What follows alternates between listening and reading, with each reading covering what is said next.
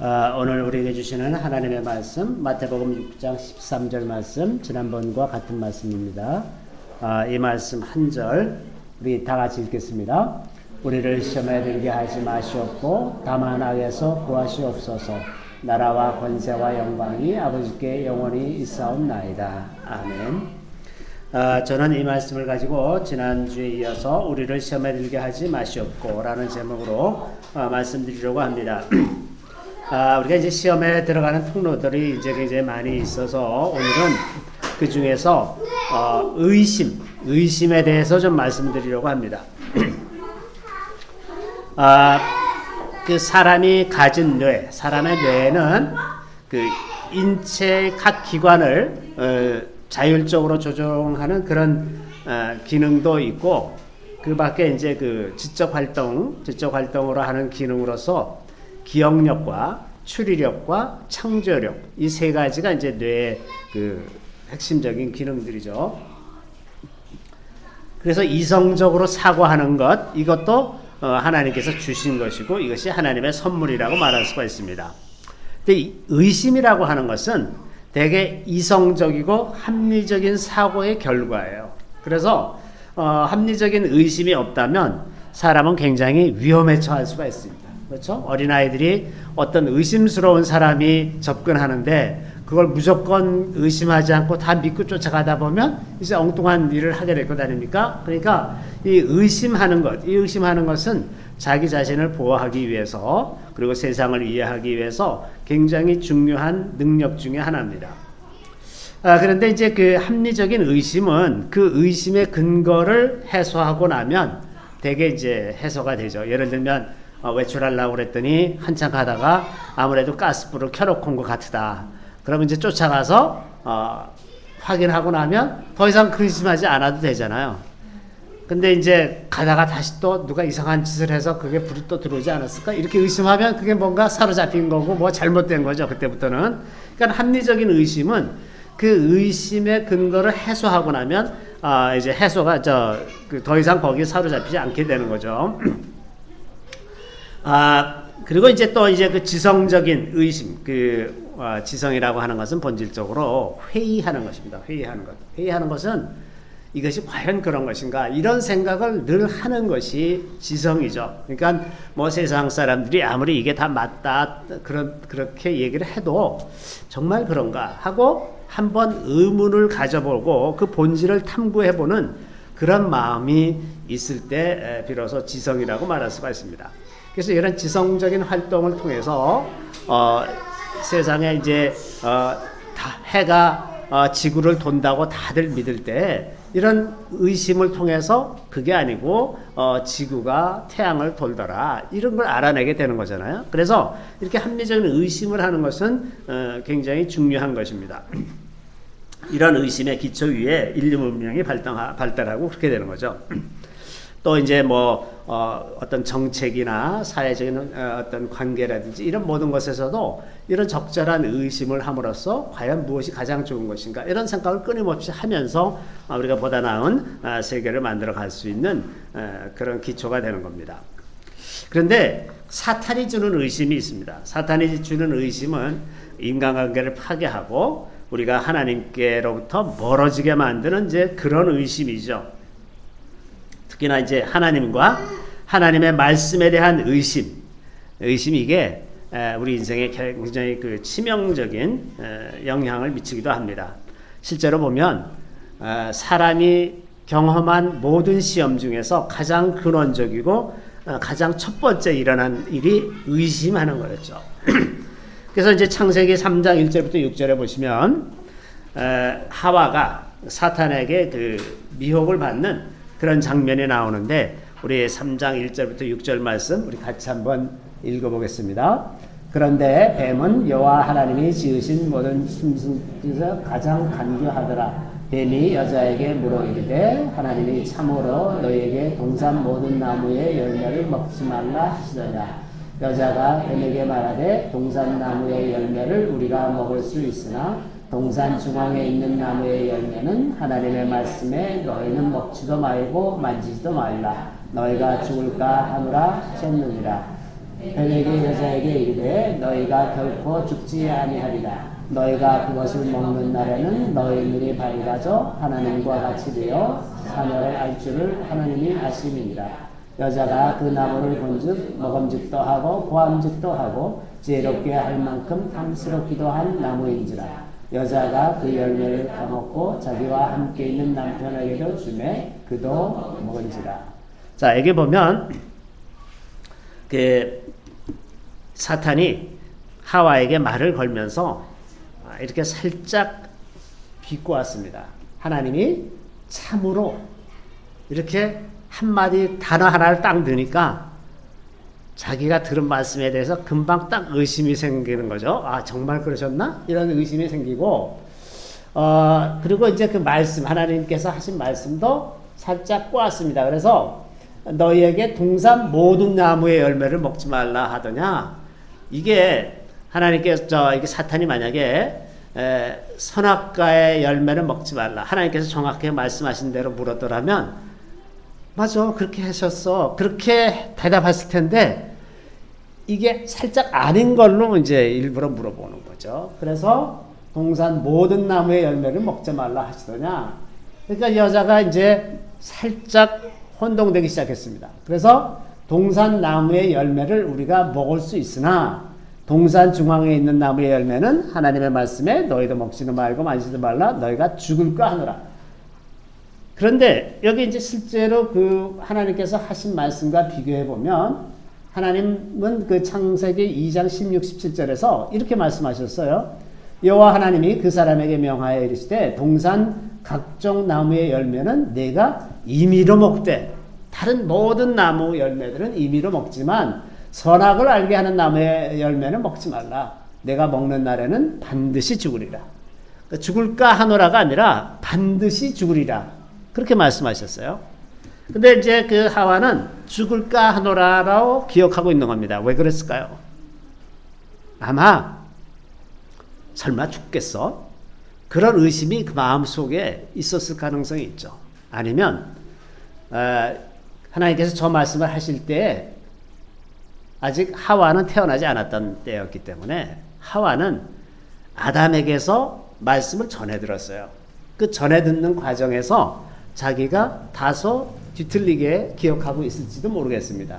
근데 어쨌든 간에 지금 그 하나님의 말씀에 대해서 그 왜곡된 방식으로 의심하는 방식으로 기억하고 있다는 것은 분명합니다.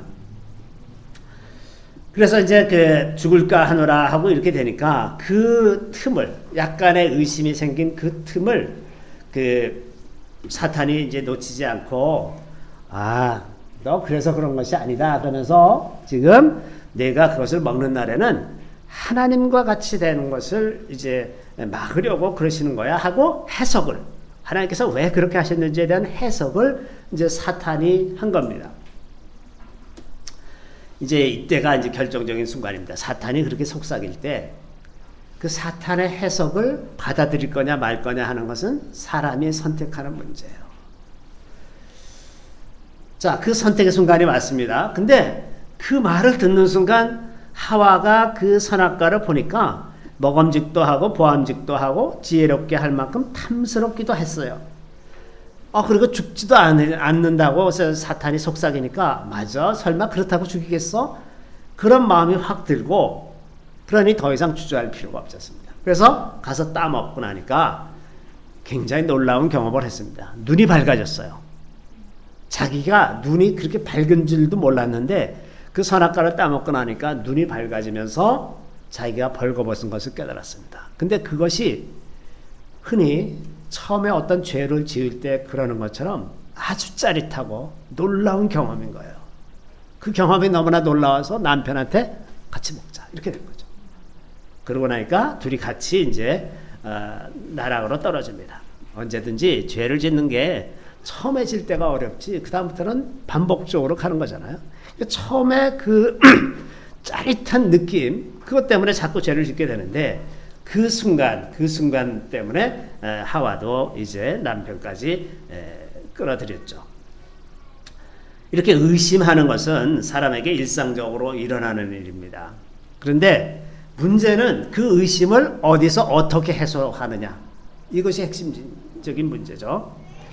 가령 자연과학의 영역에서 의심은 매우 정교한 합리적인 생각이나 추론이나 혹은 데이터를 모아서 그 데이터를 합리적인 방법으로 해소한다거나 해석한다거나 이렇게 함으로써 이제 그 의심이 해소가 되고, 또 사회과학이나 경제학 이런 영역에서도 과거의 경험이나 데이터 등을 근거로 해서 합리적인 추론을 하고 그것을 또 다른 케이스에 적용해보고 미래에 적용해보고 이렇게 함으로써 어떤 그 규칙을 이해할 수가 있게 되는데, 이런 것들은 그렇게 해서 이제 해소가 될 수가 있죠. 이렇게 하면 이제 합리적이라고 말할 수가 있습니다. 그리고 또 이제 사람과의 관계에서 생기는 의심도 있지 않습니까? 사람과의 관계에서 생기는 의심은 이제 대화나 혹은 그 사람에 대한 간접적인 경험을 통해서 혹은 인류의 그 보편적인 경험, 우리가 그래서 이제 역사를 공부하는데 보편적인 경험을 통해서 인간이란 어떤 존재인지를 이해할 수가 있습니다. 그래서 우리가 요즘에 인문학 강조하고 많이 그러는데, 인문학을 강조하는 것은 결국 인간이란 어떤 존재인가를 이해하는 것이고, 그래서 문학이나 역사가 그 사람을 이해하는데 굉장히 큰 도움을 주죠. 그래서 우리가 수천 년 전의 역사, 사마천의 사기 같은 책을 아직도 읽는 이유는 거기에 사람이 본질적으로 변하지 않는 사람의 속성이 다 들어있기 때문에 그래요. 그래서 아직도 유효한 거죠. 마찬가지로 성경도 아무리 오래된 책이지만 그 안에 기록된 그 사람의 속성이 오늘날에도 전혀 손색 없이 다 적용될 수 있는 본질을 드러내고 있기 때문에 그렇습니다. 자, 이런 문제들은 이제 이렇게 우리가 인간적인 방법으로 얼마든지 해소할 수가 있는데, 하나님과의 관계에서 생기는 의심, 그것을 우리가 어떻게 해소하느냐, 이것이 우리가 시험에 드느냐 들지 않느냐 하는 그 문제의 핵심적인 내용이 된다고 하는 겁니다. 자, 하와의 경우를 이제 생각해 보면 사탄이 하와에게 그 말씀에 대한 의심을 불어넣었을 때 하와가 제일 먼저 해야 했을 일은 남편하고 얘기해 보는 겁니다. 왜냐하면 남편에게서 전해 들었기 때문에 하나님이 정말 이렇게 말씀하셨나? 이걸 확인해 보고, 그러고 만약에 그 아담이 그 말씀에 대해서 의심이 생겼으면 하나님께 여쭤봐야 되는 거죠. 말씀하신 분에게 여쭤봐야 되는 겁니다. 그런데 여기에서 실패함으로써 하나님의 말씀을 듣지 않고 사탄이 해석한 것을 들었는데, 사탄이 하나님을 위해서 해석할 리가 없잖아요. 그러니까 그때부터 이제 멸망하는 겁니다. 그래서 의심의 상황에서 누구의 말을 따른 것인가, 누구에게서 그 해석을 구하고 그 의문을 해소할 것인가, 그것이 이제 가장 중요하다 하는 겁니다.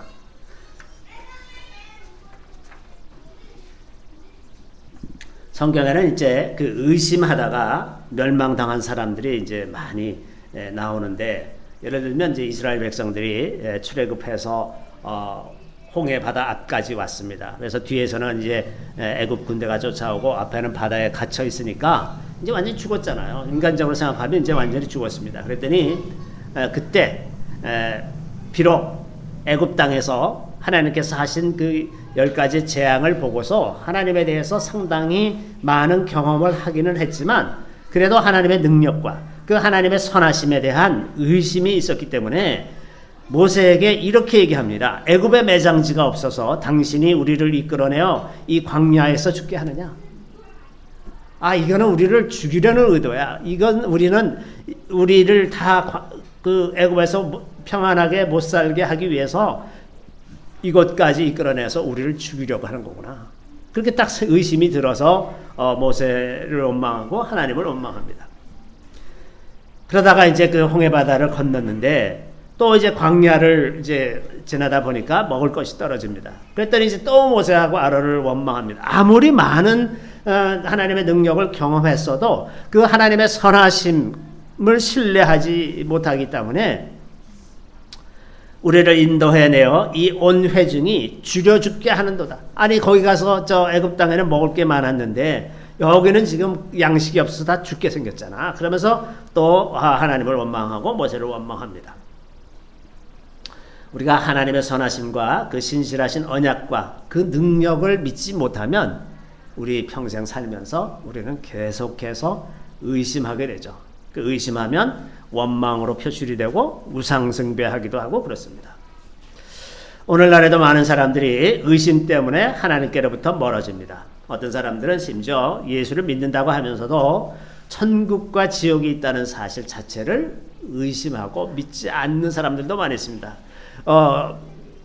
그게 없어도 자기는 잘 믿을 수 있다라고 말을 하죠. 어떤 사람들은 부활을 의심합니다. 부활은 없다. 그냥 예수처럼 살면 다 예수고 부활하지 않아도 나는 신앙생활을 하는데 아무 지장이 없다. 이렇게 얘기하는 사람들도 있고, 영적 세계를 의심하고 성경도 의심하죠. 성경을 의심하는 사람들이 오늘날 신학자의 대부분입니다. 성경이 하나님의 감동으로 기록되었다는 것을 믿지 않는 사람들이 훨씬 더 많습니다. 그냥 사람들이 과거의 경험 이런 것을 다 모아서 쓴 책이다. 제가 전에도 한번 말씀드린 것처럼 슈바이처라는 사람이 성경을 계속 연구하고 신학을 연구하다 보니까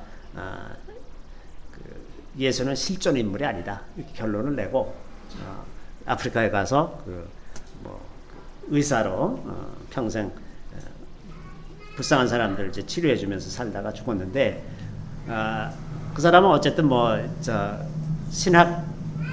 유명한 신학자로 그렇게 이제 사람들이 기억을 합니다. 그런데 전혀 하나님을 믿지 않는 사람일 수밖에 없습니다. 근데 이런 사람들이 너무나 많아요. 그래서 성경이 기록한 것을 믿지 않기 때문에 그 하나님의 능력과 그 약속, 그 신실하심 이런 것을 믿지 않습니다. 그리고 무슨 신유, 그 하나님께서 우리의 질병을 치유하신다거나 이런 것도 잘 믿지 않죠. 요즘에는 아직도 이제 우리나라 같은 경우는 너무 의료보험 제도가 잘 돼 있고 그러니까 사람들이 조금만 아프면 감기, 사소한 감기도 그냥 병원에 쫓아가서 이제 약을 타 먹고 이렇게 하는데,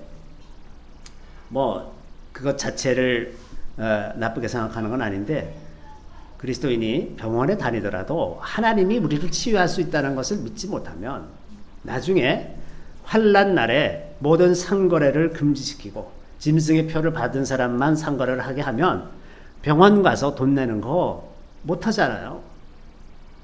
그럴 때 내가 이제 병에 걸리고 열이 펄펄 나고 그러는데 내가 믿음을 배반하지 않고 계속해서 하나님을 신뢰할 수 있겠습니까?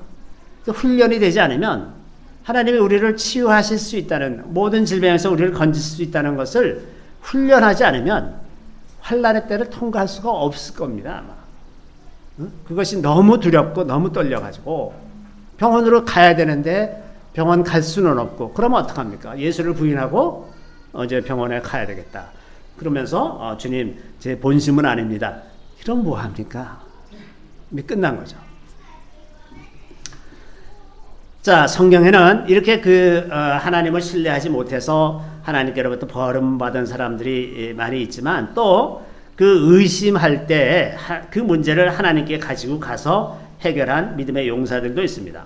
가령 기드온 같은 사람은 그 당시에 이제 이스라엘이 미디안의 지배를 받고 있었는데, 미디안은 그 아브라함의 후처 그들과의 소생으로 지금의 사우디아라비아 지역에 자리하고 있었습니다. 이 미디안 사람들이 이제 강성해지니까 추수 때가 되면 이제 이스라엘을 습격해서 다 익은 곡식들 다 가져가는 거예요. 그러니까 이제 너무 삶이 피폐해지고 어려워졌는데, 그 당시에 기드온도 추수할 때가 돼가지고 추수한 것을 가지고 몰래 포도즙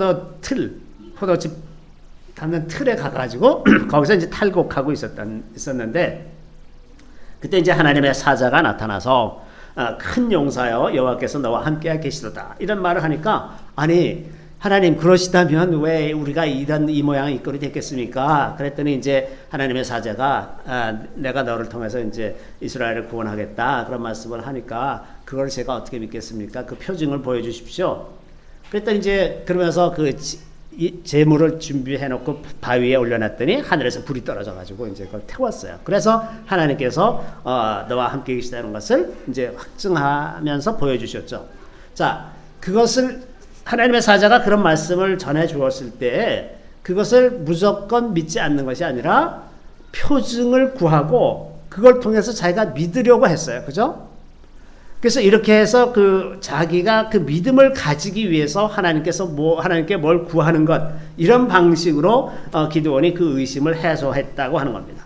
나중에 실제로 미디안이 대군을 이끌고 쳐들어왔을 때 이제 기드온도 나팔을 불어서 사람들을 불러 모았습니다. 근데 미디안은 워낙 강한 군대고 여기는 뭐 정말 오합지졸 농사 짓던 사람들 모아갖고 싸워야 되는데 이게 싸우려니까 너무 겁이 나지 않습니까? 그래서 이제 기드온이 두려워서 하나님께서 과연 함께 하시는지 알고 싶었습니다. 그래서 하나님 그 미디안을 제 손에 붙여주시겠습니까? 만약에 붙여주실 거면은 오늘 밤에 내가 양털 한 뭉치를 여기 땅 마당에 놓을 테니 이슬이 양털에만 내리게 해주십시오. 그래서 이제 그 밤에 하룻밤 지나고 나서 아침에 가서 양털을 이렇게 짜보니까 물이 쫙 내리는데 땅은 다 말라 있는데 양털만 이제 물이 있었어요. 근데 그것만 가지고도 좀 의심이 완전히 해소되질 않아서 하나님 한 번만 더 말씀드리겠습니다. 이번에는 땅에만 내리고 양털에는 안 내리게 해주세요. 그러고서 이제 그 다음날 아침에 보니까는 땅이 다 축축해졌는데 이 양털에는 아무것도 없는 뽀송뽀송한 거예요. 그래서 이제 하나님은 분명히 나와 함께 하시는구나. 자, 의심하는 바를 하나님께 가져가서 거기서 해소를 하니까 이제 담대해졌습니다. 그래서 하나님께서 그 기드온 휘하에 있는 많은 사람들 중에서 이 사람들 너무 많다. 이렇게 많은 사람들이 가서 싸우면 너희가 싸웠다고 할 것 아니냐. 그러니 300명만 남겨두어라. 그래서 다 돌려보내고 300명만 남겨가지고 가서 뭐 했습니까? 미디안 진영에 들어가서 뭐 싸운 것이 아니라 기도를 위하라, 하나님을 위하라 그러면서 갑자기 그 한밤중에 횃불을 들고서 소리를 쳐대니까 미디안이 깜짝 놀라가지고 서로 뭐 바에 잘 보이지도 않으니까 서로 찔러 죽이고 이러다가 미디안이 스스로 다 멸망하고 도망가는 거를 그때 다시 사방에서 다 이스라엘 백성들을 불러 모아가지고 미디안을 쫓아가가지고 요단강을 건너서 저 남쪽까지 내려갔어요. 이때 미디안이 너무나 혼나가지고 그 이후로는 미디안이 이스라엘을 넘보지 못할 정도로 아주 참패했습니다. 그 미디안이 지금의 그 사우디 주류가 되는 사람들이거든요. 이제 그 성경에 반복적으로 오렙 바위에서 미디안을 물리치신 것 같이 이게 시편에도 계속 나오잖아. 이날의 대승이 얼마나 큰 승리였는지. 근데 그렇게 하게 된 과정을 보면 기드온이 자기에게 다가오는 의심을 하나님께로 가지고 가서 해소했다는 것. 그것이 핵심이죠. 또 도마도 예수님이 부활했다는 소식을 듣고 자기는 예수님의 손과 옆구리를 만져보기 전에는 내가 믿지 않겠다. 그냥 그럴 리가 있어. 죽은 사람이 어떻게 살아나 하고 자기가 스스로 답을 내서 막아버렸으면 더 이상 믿음의 진전이 없었을 텐데 도마가 나는 예수님 손을 만져보고서야 믿겠다. 그랬더니 예수님이 나타나셔서 그 손을 만져보게 하고 옆구리를 만져보게 하시고 그러고 나서 말씀하셨죠. 보지 않고 믿는 자는 더 복되다. 그렇지만 그렇게 말씀하셨지만 그런 믿음이 없으면 보고라도 믿어야죠. 그래도 보고라도 믿게 해달라고 구하는 게 맞지 않습니까? 도마가 그 전승에 의하면 도마가 한국까지 왔어요. 조선 경북 상주에 어디에 그 비가 있습니다. 지금 비가 있는데 거기에 히브리어로 토마라고 있어요. 거짓말 같은 사실은 그죠? 그래서 검색해 보면 네이버에 검색해 보시면 그 도마가 이 경상북도 상주. 제가 어디 주소도 다 적어놨는데 언제 한번 같이 가보고 싶으면 같이 가봅시다.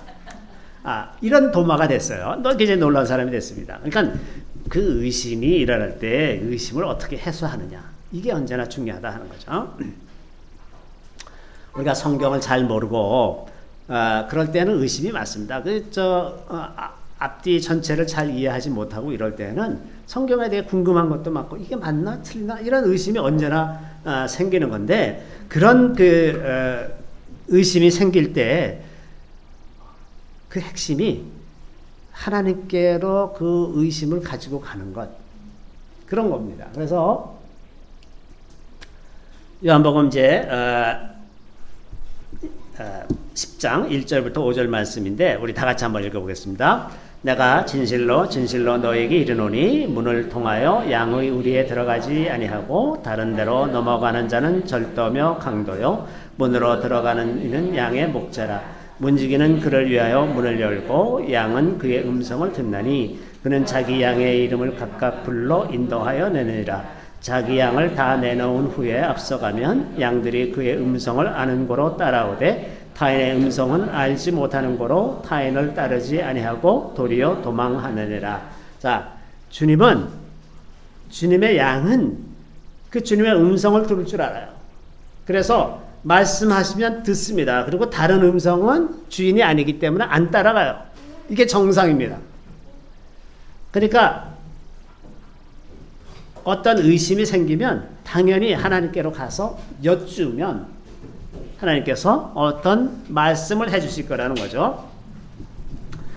그래서 이제 그 음성을 듣는데 익숙치 않으면 음성을 듣는데 익숙한 사람의 도움을 받으면 되는 거고, 무엇보다도 이런 의심의 대부분은 성경을 잘 알지 못해서 그런 경우가 많거든요. 그래서 성경을 잘 이해하는 게 우리가 의심하지 않고 살아가는 가장 좋은 투자가 됩니다. 그래서 이제 성경을 잘 이해하고 나면 물론 그러고 나서도 계속 의심하는 일들이 생기지만 일단은 성경을 잘 이해하는 것이 이제 제일 중요하죠. 저도 이제 제가 성경을 가르치고 일하는 부분에 있어서 남들이 안 가본 길을 간 것이 좀 있습니다. 제가 가르치는 구약 스터디에서 가르치는 내용들이 남들이 얘기하지 않는 내용들이 있어서 저도 저 자신에 대해서 제가 이해한 성경에 대해서 의심할 때가 있었어요. 이게 맞나 과연? 분명히 성경을 가지고 이해를 하면 이렇게 되는데 이게 과연 맞는 말인가? 이제 그럴 때 종종 제가 그런 마음을 이렇게 갖고 있고 좀 석연치 않은 그런 마음을 조금씩 갖고 있을 때 하나님께서 때때로 여러 사람들을 통해서 혹은 다른 여러 가지 케이스들을 통해서 그것이 맞다고 알려주시곤 하셨어요. 그래서 지금 제가 여기까지 왔습니다. 가령 제가 양구를 7년 동안 매주 가서 기도를 드리는데 그게 왜 의심이 없었겠습니까? 이게 진짜 맞는 건가? 그런데 때때로 하나님께서 양구에 대한 다른 사람들의 입을 통해서 그것을 말씀해 주시기 때문에 이게 맞구나 이러면서 이제 왔거든요. 또 이제 성경 가르치는 것에 대해서도 가끔씩 하나님께서 어떤 사람에게 전혀 알지도 못하는 사람에게 너 저 정영만 장로한테 가서 성경을 배우라 이런 말씀을 하셔서 그 사람이 따라서 오게 되고 이래서 내가 지금 바르게 가고 있는 거구나 이런 것들을 이해하게 되죠. 그러니까 저도 저 자신이 그 하나님의 말씀을 들어가면서 이게 맞구나 하는 식으로 의심을 해소하게 된다고 하는 겁니다. 제가 며칠 전에 그 유튜브에서 영화를 검색하다가 얀 후스라는 사람에 관한 다큐멘터리를 이렇게 보게 되었는데 이 사람은 마틴 루터 이전에 한 100년 전에 오직 믿음으로 구원 얻는다는 것을 주장한 사람이에요. 이 사람은 이제 프라하 사람인데 프라하에서 태어나서 프라하에서 신학교를 다녀서 이제 사제가 됐는데 이 사람의 성경을 잘 연구해 보니까 아무리 들여다봐도 믿음으로 구원 얻는 것이 다른 어떤 것도 없는 거예요. 근데 그때는 이미 카톨릭 교회가 면죄부를 팔고 있던 시절이었습니다. 그랬는데 아무리 봐도 믿음으로 구원 얻는다고 돼 있지 면죄부 이런 얘기가 없으니까 실제로 자기가 믿는 대로 설교를 했습니다. 그러니까 이 사람의 설교가 이제 굉장히 유명해지고 그래서 사람들이 엄청 많이 따르고 그 황제도 이 사람을 좋아해서 내가 너의 생명을 보호해 주겠다. 그랬는데 이제 어느 날 추기경이 이 사람을 불러서 너의 주장을 소명할 기회를 주겠다라고 부릅니다. 불러놓고서 가둬버렸어요. 가둬버리고서 네가 한 말을 부인해라. 네가 쓴 책도 썼는데 그 책에 쓴 내용을 네가 부인하지 않으면 너를 죽이겠다. 그래서 이제 후스가 저도 참 궁금하다. 제가 틀렸다는 얘기를 성경에 근거해서 좀 얘기 좀 해줘라. 그렇게 계속 요청을 합니다. 그랬더니 너는 우리가 다 너보다 못한 줄로 생각하느냐? 우리 안에 얼마나 많은 현자가 있고 그 사람들이 얼마나 많은 연구를 했는지 아느냐?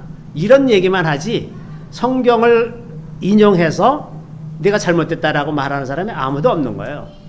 그러다가 이제 그 황제가 후스를 보호해 주려고 하니까 황제를 협박합니다. 당신 그렇게 하면 교회가 당신을 파문하겠다. 파문하겠다고 얘기를 하니까 이제 두려워서 더 이상 황제가 보호를 못하고 결국은 이제 화형당했습니다. 그랬는데 이렇게 그 성경에 대해서 성경이 말하는 바를 이해하는 것, 그것이 핵심적으로 중요하죠. 제가 이제 그 구약 스터디에서 그 성경을 가르치다 보니까 거기에 나오던 어떤 사람이 자기가 듣던 거하고 다르니까 쪼르르 이제 자기 교회로 가서 그 교회 부목사님한테 이제 쭉 얘기를 했나 봅니다. 그랬더니 그분이 이제 얘기를 듣다가 신율법주의자군요. 그러더랍니다. 그래서 이제 그다음부터 안 나와요. 그래서 내가 이제 갑자기 내가 신율법주의자가 됐네. 이제 그런 생각을 하게 됐는데 그 의심이 들 때 누구에게 가서 물어보느냐가 그 답을 정하는 거예요. 그죠? 그 사람이 갖고 있는 답이 되는 거잖아요. 근데 그걸 하나님께 가서 여쭙질 않고 그게 어떤 다른 사람한테 가서 여쭈면 그걸로 결론이 나는 거죠. 당연히. 그래서 의심이 들 때 어디에 가서 해답을 찾느냐, 이것은 굉장히 중요한 문제입니다. 또 이제 이게 이런 그 원리가 그 사람 관계에서도 동일하게 적용됩니다. 우리가 이제 여러 가지 관계 속에서 살아가는데 부모, 자녀, 형제, 친구, 뭐 회사에서도 이제 동료들이 있고 상사, 부하 직원 여러 관계에서 살아가는데 그 관계에서 무슨 의심이 생기면 제일 먼저 할 일은 그 말을 한 사람하고 가서 얘기를 해야 되는 거죠. 그렇지 않습니까? 근데 그렇게 하질 않고 다른 사람에게 가서 물어보면 이제 숙덕거리기 시작하고 그 사람이 무슨 이런 의도로 가지고 그랬을 거야, 저런 의도로 가지고 그랬을 거야. 그래서 마구 상상하고 쑥덕거리고 새로운 이론을 만들어내고 이러면서 조직 안에서 분란을 일으키죠. 그냥 가서 그 당사자하고 우선 얘기를 하면 많은 부분이 이제 해소가 되는데 그 사회생활에 한 80%쯤은 의사소통에 관한 문제입니다. 우리가 실제로 일하면서 시간을 보내는 것보다 의사소통이 잘 안 돼서 헤매는 시간이 굉장히 많습니다. 이런 줄로 알고 이렇게 했는데 나중에 보니까 그렇게 하라는 뜻이 아니고 이렇게 하라는 거야. 그러고서는 이제 다시 뒤집어서 다시 하고 이런 일을 얼마나 많이 합니까? 그러니까 의사소통이 명확해야 되는데 의사소통이 명확해지지 않는 이유 중에 하나가 당사자하고 얘기하지 않고 자꾸 애들러 가서 다른 데 가서 해답을 구하다 보니까 이제 엉뚱한 방향으로 가는 거죠. 우리 믿음도 마찬가지로 하나님께 대한 의심은 하나님께 가서 해소하는 것이 맞다고 하는 겁니다. 교회에서도 마찬가지입니다. 교회 안에는 그 의사소통에서 상당히 억압이 많을 수 있는 곳이에요. 왜냐하면 사람들이 교회에 와서 믿음이 있는 척 해야 되기 때문에 그 속에 의심이 생겨도 말을 못하고 또 이제 사람들이 제가 성경 공부하는 걸 좋아하는 이유는 제가 평신도라서 그렇답니다. 목사님한테는 가서 말을 못 하겠는데 나한테는 와서 마음대로 물어봐도 돼서 너무 좋다는 거예요. 이제 이런 거예요. 그러니까 이런 마음이 있기 때문에 교회에서는 말을 시원하게 의구심이 있어도 말을 잘 못하지 않습니까? 그래서 의심을 교회 안에서도 다 터놓고 얘기할 수 있어야 됩니다.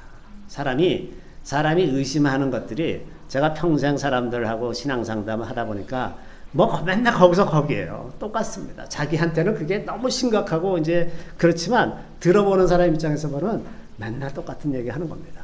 그러니까 비슷비슷해요. 그러니까 뭐 이렇게 나만 특별한 사람이어서 특별하게 믿음이 없는 사람이어서 의심하는 게 아니라 누구나 다 비슷한 의심을 하면서 살아갑니다. 그런데 그렇게 터놓고 이야기를 할 때 우리에게 꼭 필요한 것이 하나 있는데 그것은 하나님의 말씀을 존중하는 태도예요.